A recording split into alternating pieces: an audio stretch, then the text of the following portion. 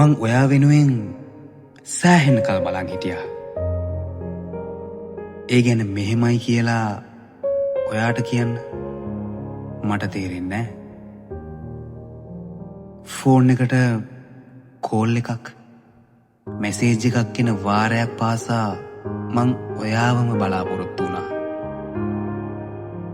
අපි දෙන්න ඉස්සර වගේම ආදරෙන් ඉන්න දවසක් ආයෙත් එන්න ඕනි කියන ආදරණීය ප්‍රාර්ථනාවක් මගේ ළඟ තිබ්බා. ප්‍රශ්න කෝටියක් මැද්දේ, හිතරිදීම් ගණනාවක් මැද්දේ, ප්‍රතික්ෂේප වීම දහසක් මැද්දේ අපි එකටම හිටියා. ඔයාගේ කලින් සම්බන්ධ වලින් එන ප්‍රශ්න මන් තරාගෙන හිටියා. ඒවට මං ඔයත් එක්ක රණ්ඩු කරා.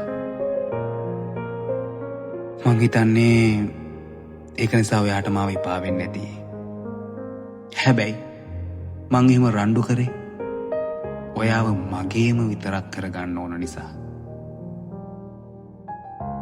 ඔයා මං එක්ක කතා නොකර දවස් ගණන් ගෙවෙන්න ගත්තා. ඒත් මට නම් එහෙම ඉන්න බෑ.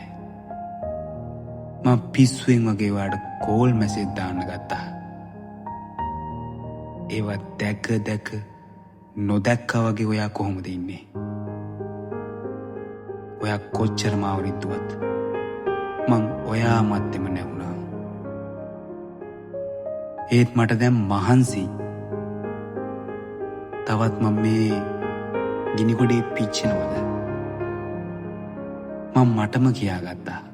මගේ හද ඔබම සොයන හැටි අපි ඇයි මෙම අපගෙන් විදී දෙමසක් යන්න